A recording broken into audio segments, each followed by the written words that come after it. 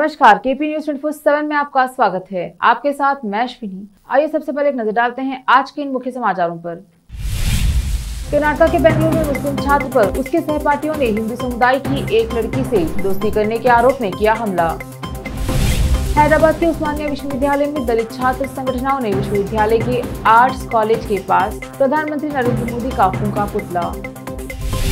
नीतीश कुमार और तेजस्वी यादव से मिले तेलंगाना के मुख्यमंत्री केसीआर। 2024 के चुनाव पर की चर्चा। गुजरात में आप नेता पर खूनी हमला। केजरीवाल ने कहा, विपक्ष को हिंसा से कुचलना गुजरात की संस्कृति के खिलाफ है। राजनीति में जो होता है वो दिखता नहीं, जो दिखता है वो होता नहीं। सचिन पायलट ने कही ये बात, मची खलबली। दिल्ली में गुरुवार से शराब के निजी ठेके बंद हो गए, खुलेंगे 300 सरकारी दुकानें।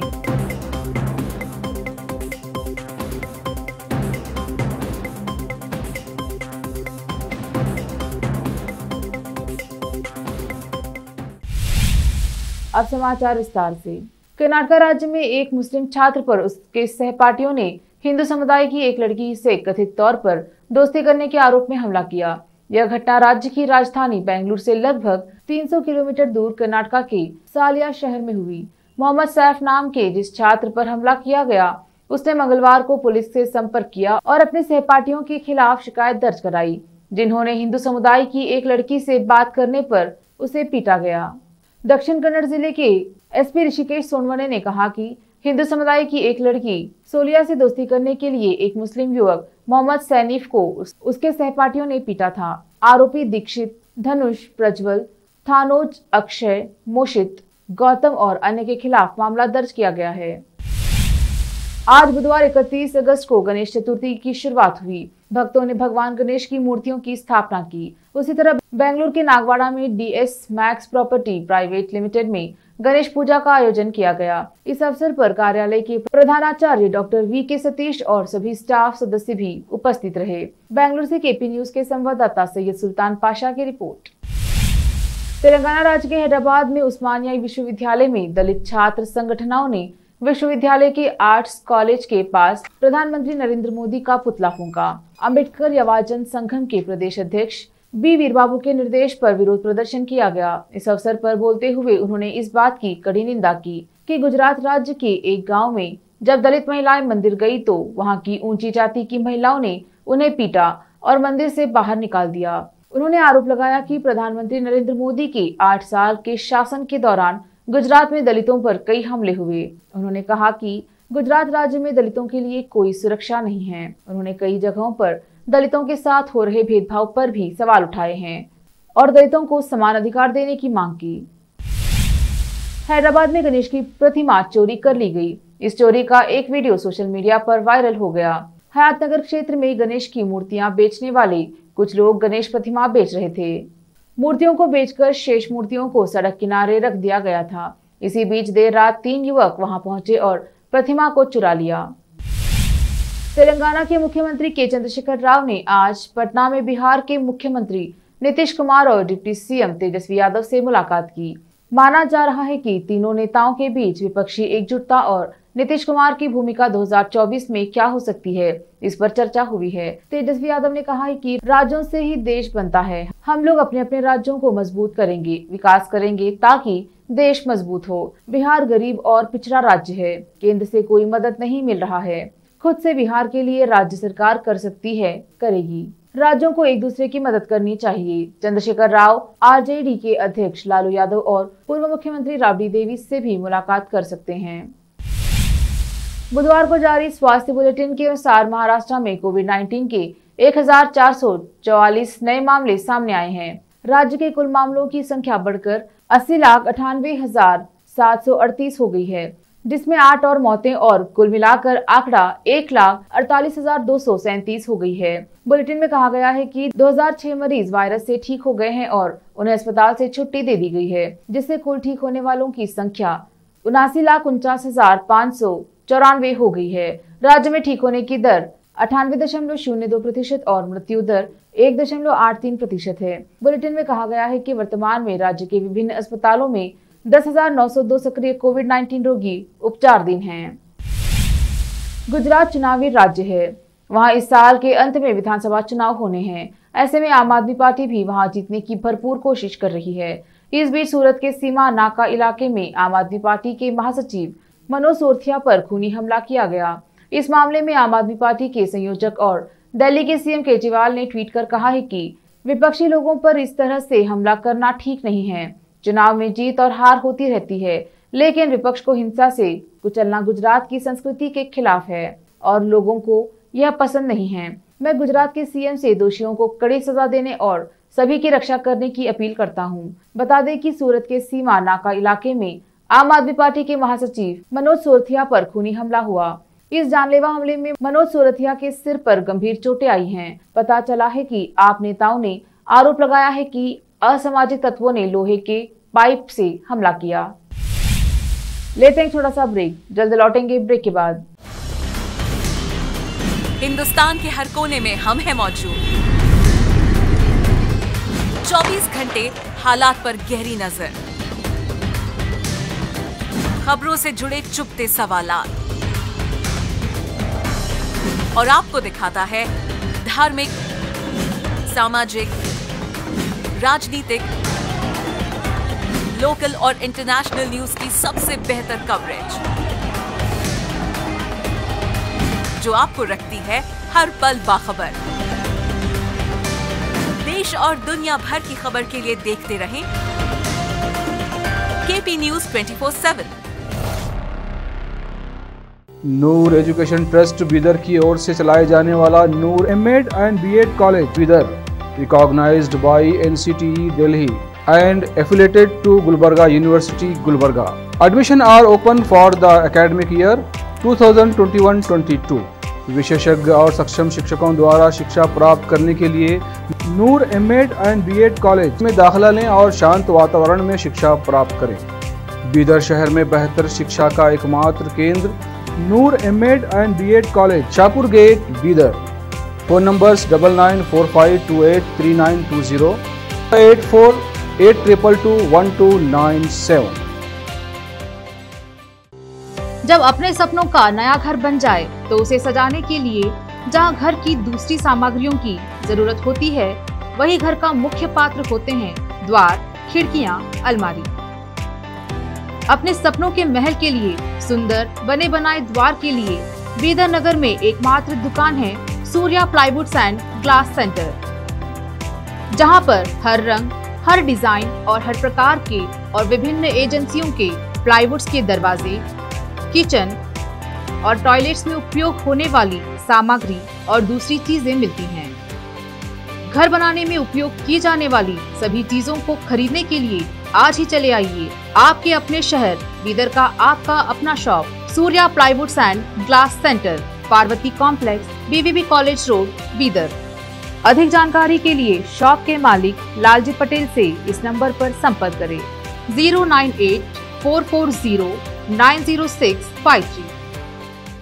आपको अपने घर, ऑफिस और दुकान की दीवारों और छत को चमकदार और सुंदर बनाने के लिए अच्छे और बेहतर घर के साथ साथ आंखों को सुकून देने वाले कलर्स की जरूरत होती है, जिसके बिना घर, दुकान और ऑफिस अधूरे और बेजान लगते हैं। अपने घर, दुकान और ऑफिस को बेहतर कलर से चमकाने के लिए बीदर में आपको कहीं और जाने की जरूरत नहीं। आपकी पसंद के अनुसार चमकदार और दिलचस्प कलर्स का एकमात्र केंद्र है सिद्धेश्वर ट्रेडर्स, जहां पर आपको विभिन्न कंपनियों के विभिन्न शेड्स के कलर्स मिलते हैं। साथ ही अपने घर और दुकान हो या ऑफिस को कैसा कलर उपयोग किया जाए, इसके लिए माहिर डिजाइनर्स के गाइडलाइंस की सुविधा, जो कंप्यूटर के जरिए आपके सपनों के महल को कलर्स से सजाते हैं। अपने सपनों को साकार करने और अपने पसंद के कलर्स के लिए आज ही चले आइए।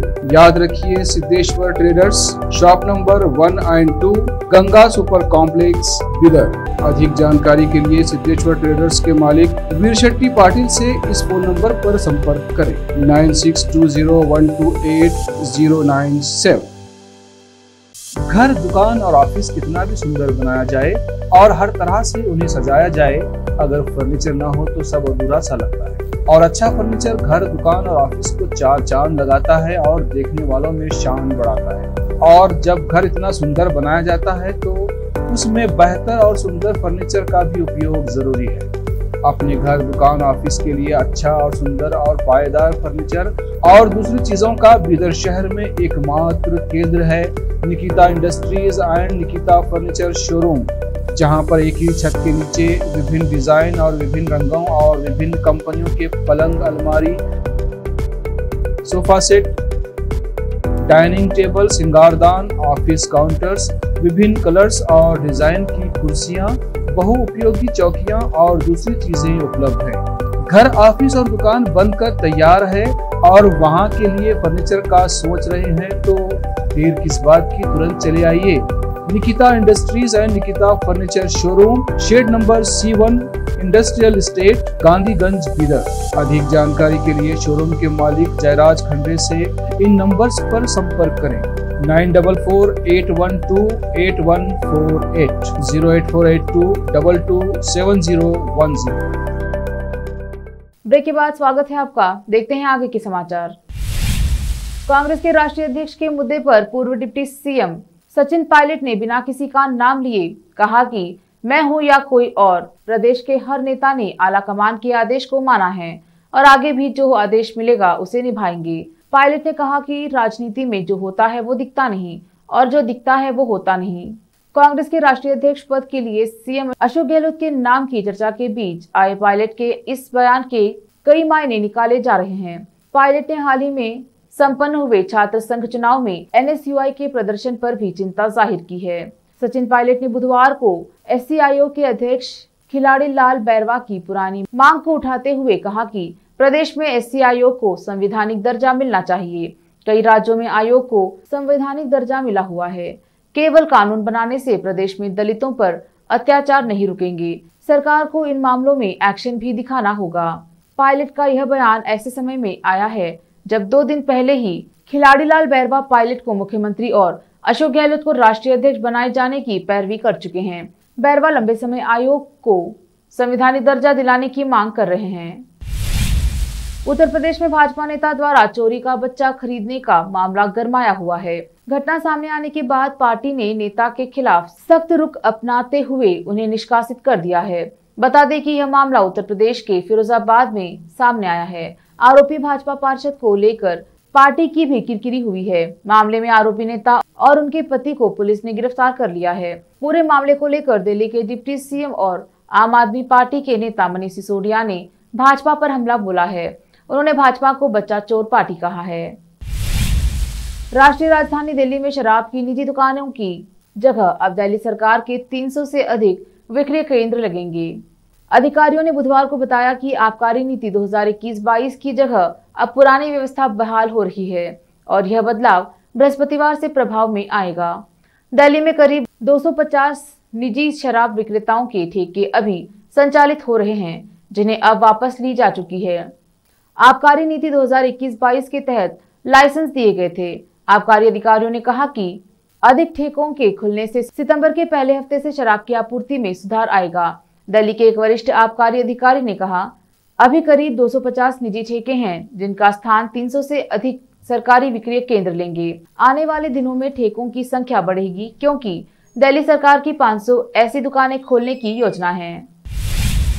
हिमाचल प्रदेश में बिजली की गुणवत्ता को और अधिक मजबूत करने के उद्देश्य से RDSS योजना स्वीकृत हो गई, जिसके बाद अब जल्द ही हिमाचल प्रदेश में स्मार्ट मीटर लगाने का कार्य शुरू किया जाएगा। प्रदेश सरकार ऊर्जा मंत्री सुखराम चौधरी ने यह जानकारी दी है। उन्होंने केंद्र सरकार का आभार व्यक्त करते हुए कहा कि हिमाचल प्रदेश में स्मार्ट मीटर लगाने और बिजली गुणवत्ता को और अधिक सुदृढ़ करने के मकसद से RDSS योजना की स्वीकृति हुई है। योजना के तहत 3,705 करोड़ रुपए खर्च कर पूरे प्रदेश भर में स्मार्ट मीटर लगाए जाएंगे। उन्होंने कहा कि सिस्टम को इम्प्रूव किया जाएगा। योजना के तहत नए ट्रांसफार्मर लगेंगे, साथ ही 33 किलोवाट के सबस्टेशन स्थापित होंगे, जिसके लगने से ट्रांसमिशन लाइन लाइसेंस कम होंगे। उन्होंने बताया कि अकेले जिला सिरमौर के लिए योजना के तहत 200 करोड़ रुपए का बजट खर्च होगा। देश भर में गणेश उत्सव की धूम है। महाराष्ट्र से लेकर बाबा विश्वनाथ के शहर काशी तक हर ओर गणपति बप्पा मोरया के जयकारे गूंज रहे हैं। मंदिरों में भीड़ है और पंडालों में गणपति बप्पा की पूजा हो रही है। इन सब में सबसे खास तस्वीर बनारस के गंगा तट पर दिखी। यहाँ गणपति के अनोखे भक्त ने बंद आंखों से पलक झपकते ही गणपति बप्पा की खूबसूरत पेंटिंग तैयार की, जिसे हर कोई बस देखता ही रह गया। दरअसल वाराणसी के 80 क्षेत्र के रहने वाले विजय चित्रकार खुली आंखों के साथ ही बंद आंखों से भी चंद मिनटों में गणपति बप्पा की खूबसूरत पेंटिंग को कैनवास पर उकेर देते हैं। उनकी कला की इस अद्भुत भक्ति को जो देखता है वो बस देखता ही रह जाता है। बता दें कि विजय पिछले 30 सालों से ऐसा करते आ रहे हैं। बंद आंखों से पेंटिंग तैयार करते समय विजय ओम गणेशाय नमः मंत्र का जाप भी करते हैं। महाठग सुकेश चंद्रशेखर से जुड़े मनी लॉन्ड्रिंग के मामले में फंसी बॉलीवुड अभिनेत्री जैकलीन फर्नांडिस के खिलाफ दायर सप्लीमेंट्री चार्जशीट पर पटियाला हाउस कोर्ट ने बुधवार को संज्ञान लिया। कोर्ट ने जैकलीन फर्नांडिस को समन जारी करते हुए 26 सितंबर को पेश होने का आदेश दिया। कोर्ट ने इसके साथ ही ईडी को जैकलीन के वकील को चार्जशीट की कॉपी सौंपने का निर्देश दिया। प्रवर्तन निदेशालय पहले ही सुकेश चंद्रशेखर के खिलाफ 2 सप्लीमेंट्री चार्जशीट दायर कर चुकी है। इस मामले में सुकेश चंद्रशेखर समेत सभी आरोपी वीडियो कॉन्फ्रेंसिंग के जरिए पटियाला हाउस कोर्ट में पेश हुए थे। वही अभिनेत्री जैकलीन फर्नांडिस ने एक फिल्म की शूटिंग के लिए पोलैंड जाने की इजाजत कोर्ट से मांगी थी, जिसे कोर्ट ने खारिज कर दिया। इससे पहले ईडी ने जैकलीन फर्नांडिस को इस पूरे मामले में आरोपी बनाते हुए उनकी 7 करोड़ 27 लाख रुपए की संपत्ति को अटैच किया था। इसके अलावा यह आरोप भी लगाया गया है कि महाठग सुकेश ने जैकलीन को 7.7 करोड़ रुपए के कीमती उपहार और नगद राशि दी थी। आखिर में फिर एक बार देखते हैं मुख्य समाचार। कर्नाटक के बेंगलुरु में मुस्लिम छात्र पर उसके सहपाठियों ने हिंदू समुदाय की एक लड़की से दोस्ती करने के आरोप में किया हमला। हैदराबाद के उस्मानिया विश्वविद्यालय में दलित छात्र संगठनों ने विश्वविद्यालय के आर्ट्स कॉलेज के पास प्रधानमंत्री नरेंद्र मोदी का फूंका पुतला। नीतीश कुमार और तेजस्वी यादव से मिले तेलंगाना के मुख्यमंत्री केसीआर। 2024 के चुनाव पर की चर्चा। गुजरात में आप नेता पर खूनी हमला। केजरीवाल ने कहा विपक्ष को हिंसा से कुचलना गुजरात की संस्कृति के खिलाफ है। राजनीति में जो होता है वो दिखता नहीं, जो दिखता है वो होता नहीं। सचिन पायलट ने कही ये बात, मची खलबली। दिल्ली में गुरुवार से शराब के निजी ठेके बंद हो गए, खुलेंगे 300 सरकारी दुकानें।